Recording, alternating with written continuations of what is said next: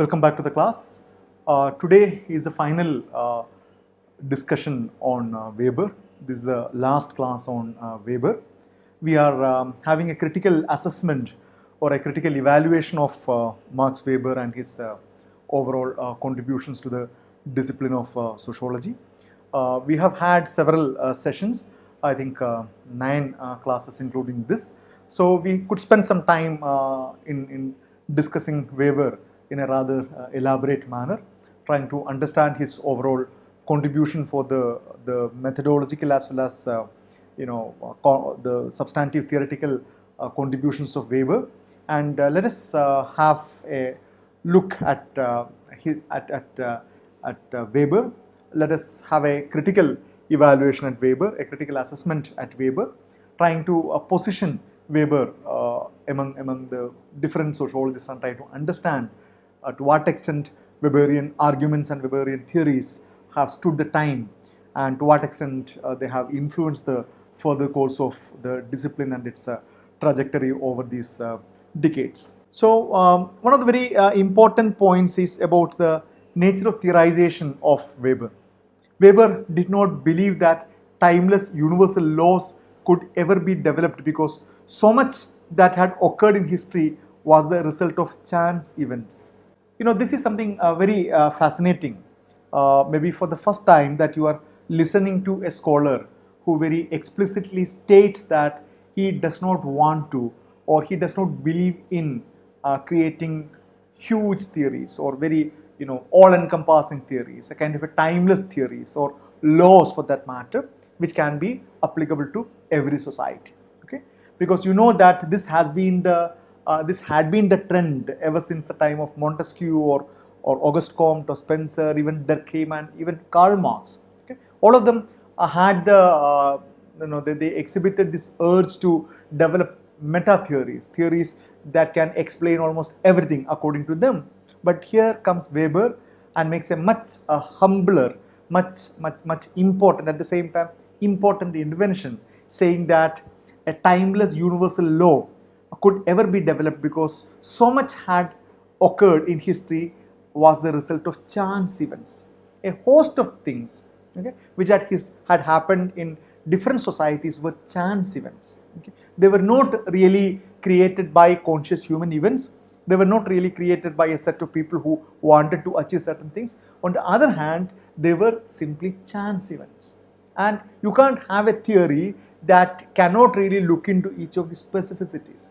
On the other hand, what Weber says is that the trajectories of different societies are so different. Okay? The historical, social, political, cultural background or cultural context of different societies are so different that it's almost impossible to create a law that can incorporate all these diversities and all these complexities. And without the ability to conduct inquiry into the same ways as in the natural sciences, Weber still wanted to be scientific and objective. So his argument is that you can't really replicate social science or you can't really mold or fashion social science after a natural science. You can't have a social physics. You can't have a sociology which looks exactly like a physics. Okay, it's not a weakness, rather it's a strength. That's the point what Weber argues. You can't have sociological laws. You can't have sociological laws like the laws in chemistry or in physics or in biology or in astronomy. You can't have that because there are so much of different complexities. There are so many different contingencies and chance events and complexities, and you can't have that. So even without the ability to conduct inquiry in the same way as the natural sciences, Weber still wanted to be scientific and objective. So this is the point. So we mentioned already in the previous class that Weber brings in a very strong anti-positivistic streak. Okay, he brings in a very strong anti-positivistic orientation to social sciences and especially that of sociology. But at the same time, he wants it to be scientific as well as objective. And I hope you remember we had some elaborate discussion on what it means to be objective and what it means to be scientific. Moreover, he sought to do more than write historical descriptions. he also wanted to provide a methodology for more abstract and analytical statements. So it was not only a sociologist trying to do a historical analysis of certain thing, but he went into more nuances. And one of the best examples is his study on capitalism, as we have discussed elaborately. Okay, so Weber was not merely tracing the origin of capitalism. It was not a study on the emergence of capitalism. I hope you understand that. There are quite a lot of economic historians have done that, and how and where did capitalism emerge, what were the who were the major players, what happened, what were the policies. So that comes in the realm of economic history. Whereas Weber was interested in a sociological analysis, trying to understand how certain religious beliefs, certain cultural elements, certain ethics really gave a kind of impetus for the emergence of capitalism. So he also provided a methodology for the more abstract and analytical statements about the historical changes. So that is why this concept of ideal type becomes important. He presents the story, he presents the image of the spirit of capitalism in its ideal typical formulations. And then he tries to understand what is the ideal typical characterization of a Protestant ethic. And then he could make a connection between that. The result was a strange compromise, the study of historical causes through the vehicle of ideal types, exactly what we discussed now. So he tried to understand the historical causes of different subjects, but different phenomena, but through the vehicle of ideal types. And you can have a lot of discussions and debates about the positive as well as negative effects of using this ideal type, but Weber personally found it as extremely important. Now, Jürgen Habermas, maybe one of the most important leading intellectuals of our times, the German philosopher. Habermas thinks that Weber's discussion of the paradoxes of rationalization is still the best key to a philosophically and scientifically informed diagnosis of our culture. So it is Habermas's argument that Weber's explanation or Weber's theory on the paradoxes of rationalization. So what is the paradox of rationalization that we discussed the other day? I hope you remember that. So Weber argued that in the modern times things are becoming more and more rationalized. We are aiming for more and more efficiency. But in this pursuit for more and more efficiency, there are a lot of substantive values are lost in between.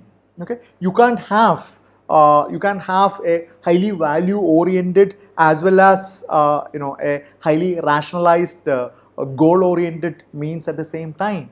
They may not go together. Remember Weberian discussion on social action. Okay, he distinguishes value oriented action from that of goal oriented action.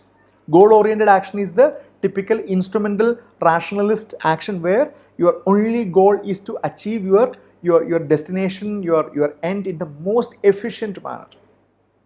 Okay? Whereas when it becomes the kind of a goal oriented manner, your means are not that important. Your ultimate aim, your upholding of the values, your commitment to the values becomes important, and they are not compatible all the time. I'm not saying they are completely incompatible, but they are not compatible all the time. So Weber sees distinctive ethical dilemma of contemporary individuals exemplified in the tension between an ethics of responsibility and an ethics of conviction. Okay, so this is a kind of a conflict that Habermas talks about, the kind of a paradox, which according to him is the philosophical and scientifically informed diagnosis of our time. So what is this ethical dilemma of the contemporary individuals exemplified in the tension between ethics of responsibility and an ethics of conviction? A conviction, it talks about your conviction towards a certain value. It's a substantive rationalization. I hope you remember this distinction between substantive and formal. And it is very difficult to have both these things together.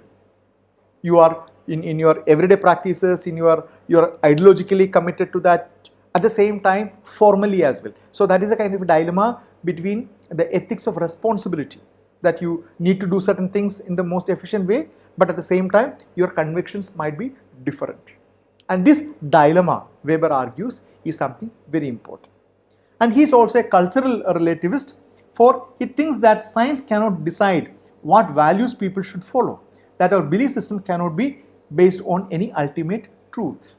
A very, very important argument, that which many of his predecessors failed to understand, that you can't really explain, of course you can explain a lot of things with science, but you can't really explain larger questions, you can't explain philosophical questions through science. For example, the whole question about the purpose of life. What is an ethical way of life? How should you behave? Should you behave this way or should you behave this way? What are the kind of values that you need to uphold? Science doesn't have answers to any of these things. What are the kind of moral and ethical positions that you need to uphold, both at your individual as well as at your collective life? Science doesn't have any answer to that. So science gives you a lot of information, it gives you a lot of knowledge, but when human life is not only on the basis of knowledge, but it's also on the basis of values. And Weber recognized it, Weber realized it.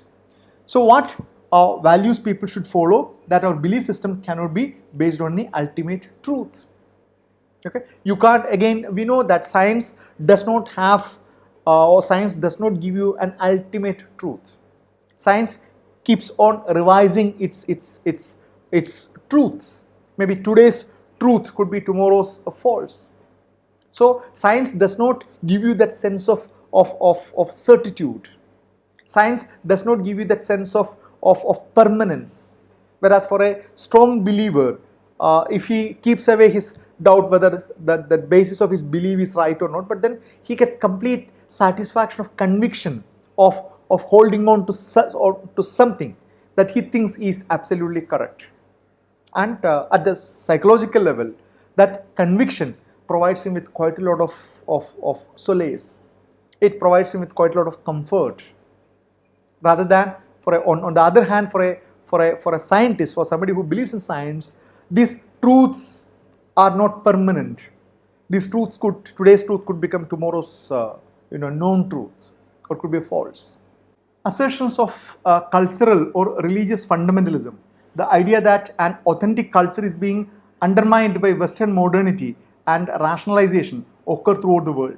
This conflict between fundamentalism and rationalization may be the most potent and enduring problem of the 21st century. So here the attention is now being brought into a very important process that we see all throughout, which makes a lot of sense if you analyze it through Weberian argument.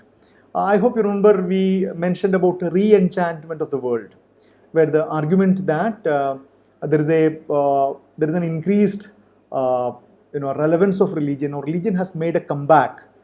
In fact, it has made a comeback with vengeance since 1970s at least, because contrary to quite a lot of sociologists' argument or political scientists' argument that the whole world is going through a process of secularization, where religion will lose its significance and it will become a part of your private life.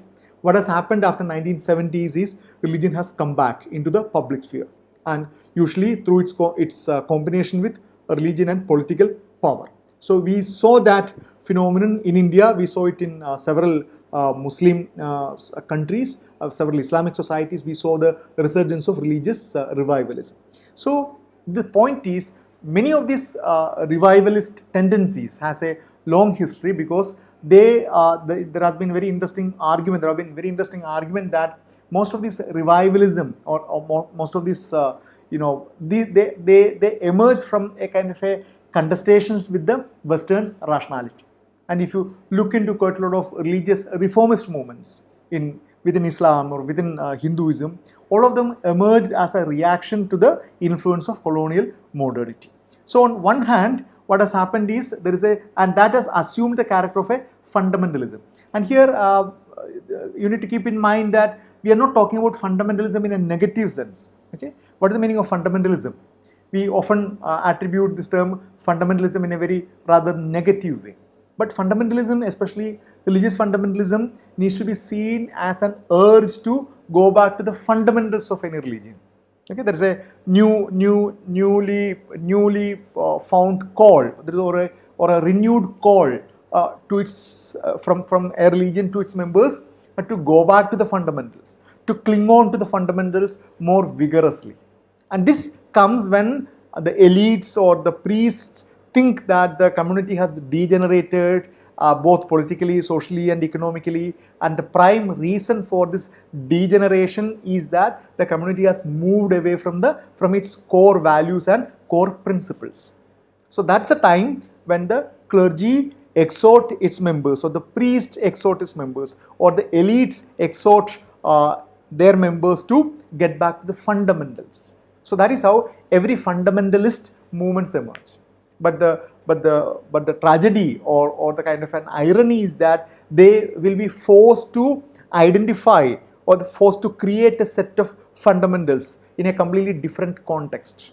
Because many of these fundamentals of every religion that were identified, okay, they will have to must be there in the text that is written or in their holy book that is written several centuries ago, and they might be quite vague, they might be quite abstract, they might be quite contradictory. Now they have to reinvent all these things and then make them suitable for the contemporary times, and that creates quite a lot of tension. So this conflict between fundamentalism and rationalization may be the most potent and enduring problem of the 21st century. Rationalization is indeed paradoxical. It promotes principled reasoning so that people can discuss and debate issues in terms of rational principles which apply to everyone regardless of race, social position or gender. This is our understanding. It very closely comes to Habermasian understanding of public sphere. You use your rationality, so you evaluate certain things only on the basis of this rationality. You have emerged as a modern man or a woman, as a modern citizen, okay, who is kind of freed themselves from all the shackles of all the influences of tradition. Okay, their thinking is very straight. They are no longer influenced by tradition, nor are they influenced by religion or blind beliefs or magic. They purely think plainly on the basis of rationality. Again, we know that it hardly happens. But so that is supposed to create a kind of a space of principled reasoning. But it is clear that rationalization also contributed to the disciplinary society. Okay? Knowledge becomes tied to power, resulting in rules and regulations which discipline and control people, destroying capacities for autonomy and creativity. And this is a tragedy of modernity. Okay? Modernity promised you a lot of unfettered freedom. Modernity believed in human potential and individualism. But if you analyze the trajectory of modern societies over the past several decades, we know that we are living in a disciplinary society, a theory heavily contributed or heavily influenced by Michel Foucault, where he talks about each of these connections. The whole connection between knowledge becomes tied to power, and resulting in rules and regulations which discipline and control people. I'm not going into that field, but it's a very fascinating area. Foucault's argument about disciplinary society, how we are disciplined, how we are made docile bodies, how education, health, medical knowledge, legal knowledge, and various mechanisms of controlling the population, how all these things have made human beings very, very docile, okay, very tamed, very easy to control, easy to manipulate. Okay, so there is a contradiction here. Weber argues that the more you become modern, the more free you are, because you are using rationality.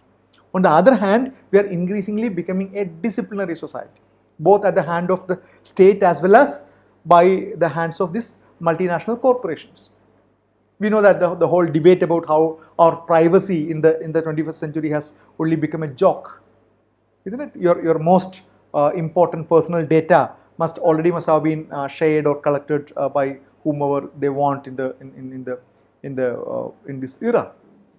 So while he supported another interesting question is about women's case. While he supported aspects of women's emancipation in Germany, He did not analyze the ideal women's domesticity and the ideal of women's domesticity that arose during his era. Despite his sensitivity to cultural values, he seemed to have taken masculinity and femininity for granted. And this is again a very important feminist critique of Weber, because feminism offers very powerful critique of scholars, especially of this particular era, because they had not developed a feminist perspective during that particular time. They did not think through that. They did not think about that, because he did not analyze the ideal of women's domesticity, the taken for granted arguments that men are supposed to go out and then engage in public sphere and then work and then bring back money, whereas women are supposed to take care of the domestic affairs. Why? Because women are naturally, okay, this is the point, naturally they are inclined to be at home. They are more homely, they are more kind, they are more loving, they are the nurturing people, they give birth to children. So women need to be staying back at home and men need to go out. And this was the kind of a well accepted cultural trope in every society, including India, including Europe, most of the societies. Weber also passively accepted that. He did not question or he did not deem it necessary even to discuss that. Weber's sober rationalism and his theory of rationalization still have element of a moral tale, a story that reflected many taken for granted European assumptions of the time rather than a scientific treatise on society. Ideas of progress, the superiority of the West over the East, and the good middle class versus the irresponsible workers sometimes creep into his analysis.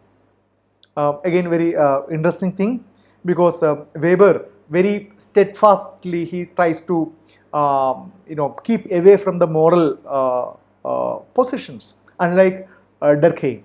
We know Durkheim had a very specific moral position. He believed that a discipline like sociology must take moral and ethical positions, whereas Weber did not do that.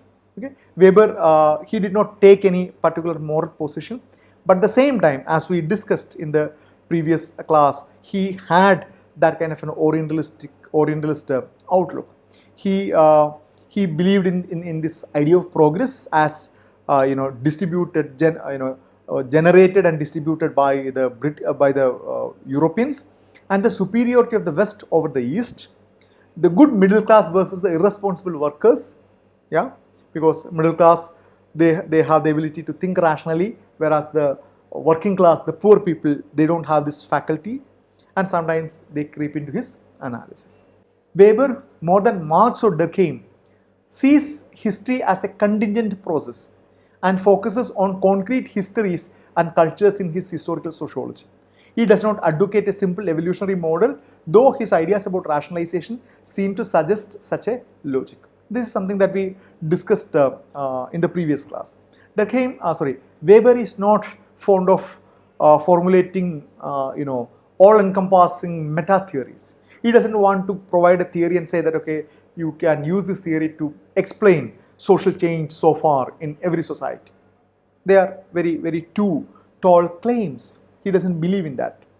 Okay, and he sees history as a contingent process. A lot of chances take place, a lot of chance events take place, and focuses on concrete histories and cultures in his historical sociology. And this is the most important one. While Karl Marx also attempted that, he analyzed the history of working class in Britain very elaborately, but then he extrapolated that with the rest of the society, whereas Weber will not do that. Weber argues that every society has undergone very specific and contingent historical events, and you can't gloss over them. You can't build a theory without addressing them specifically, without analyzing them specifically, and such a theory will not have any importance. So he does not advocate a simple evolutionary model, though his ideas about rationalization seem to suggest such a logic. He doesn't talk about different stages. He doesn't say that every other society will become like human society. But still, when you think about rationalization and when he connects it with the story of modernization, I think it's pretty clear that he also falls under that trap. So Weber is a more postmodern thinker than either Marx or Durkheim. He ties knowledge to power. He recognizes the link between rationality and social control, and he is suspicious of the claims that conflict between social groups can be eradicated in a morally integrated community. Okay, because many of the most hotly debated topics of contemporary times, the connection between knowledge and power, the relationship between freedom and disciplinary society. Okay, all these things get reflected in Weberian analysis. Okay, so his ties to knowledge to power is recognize the link between rationality and social control. Okay, increasingly in a modern society, we are subjected to increasing forms of surveillance and control, and his suspicion of the claim that conflicts between social groups can be eradicated in a morally integrated community, as in the case of Durkheim. Durkheim believed in that. He doesn't believe in that. So these discussions really reveal that Weber was somebody who think beyond his time, and he was quite sharp to understand the kind of a possible trajectory of his theorization. Yet Weber does not recognize the possibility that societies might be able to develop non-religious ethical positions in a secular world. For Weber, rationality disenchants. It undermines strong moral beliefs. That's another very important point. He believed that rationality will undermine strong moral beliefs and replacing religion with nothing. And that seems to be a problematic position, because no society can live without moral positions, and these moral positions can be quite different. For example, there are very interesting studies which suggest that quite a lot of developed societies, especially the Nordic societies, including Sweden, Denmark, and these societies, they are increasingly becoming irreligious. They are increasingly becoming either atheistic societies or where people don't really care about religion. Okay? Religion is not a matter of interest for them.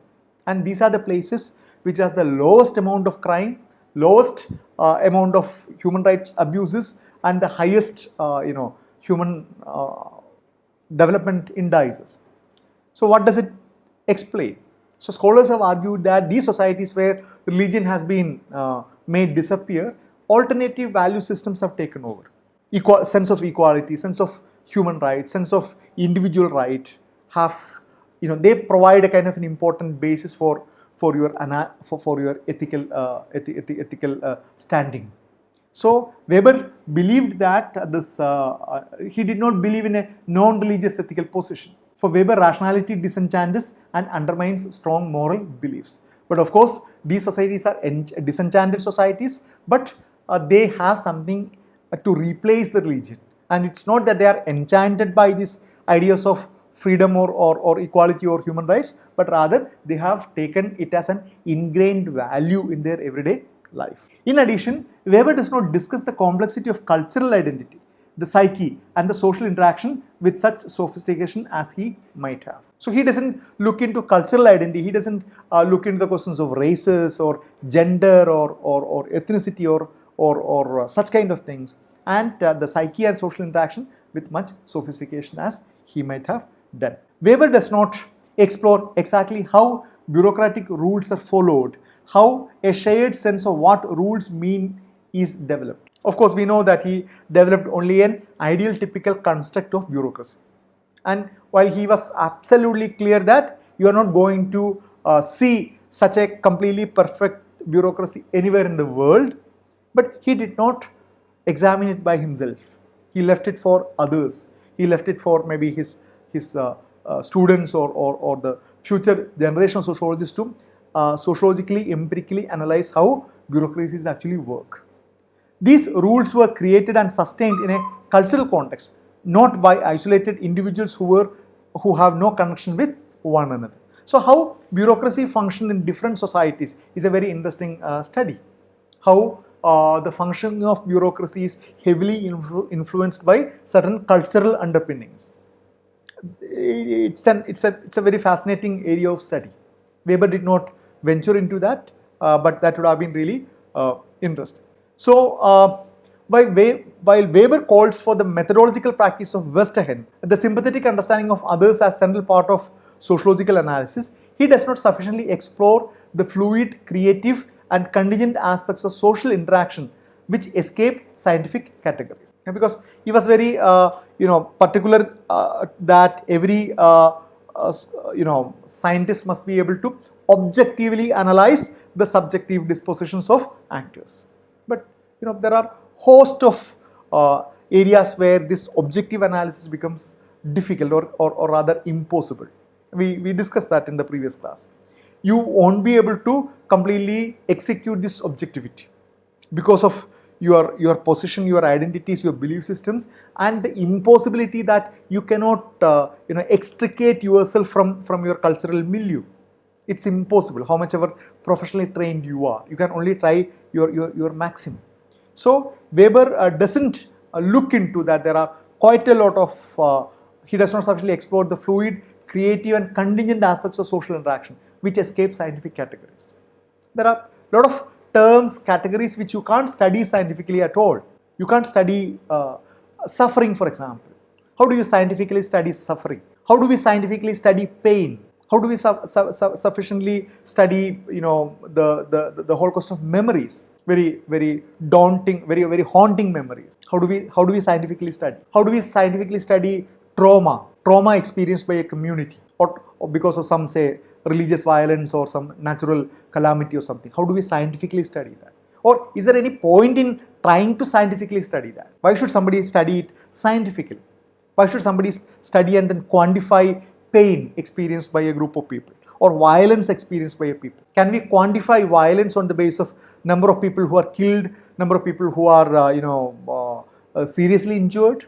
Does it make that study anything better? So later sociologists have identified that or argued that there are host of important, very, very important central features of human society, human existence, which cannot be or which need not be studied scientifically. You don't need to make even this claim that you need to love. You can't study it scientifically. Compassion, you can't study it scientifically. A sense of serving somebody, you can't study it scientifically. There's no need for that. Science is not that important that every scholar must use its framework to understand that. It is hard to extract a general theory of Weber. Another very common observation on Weber is that it's very hard to extract a general theory from Weber. Rather, what emerges are rich descriptions, ideal types of empirical cases, and complex causal statements on many topics without a general model to guide us.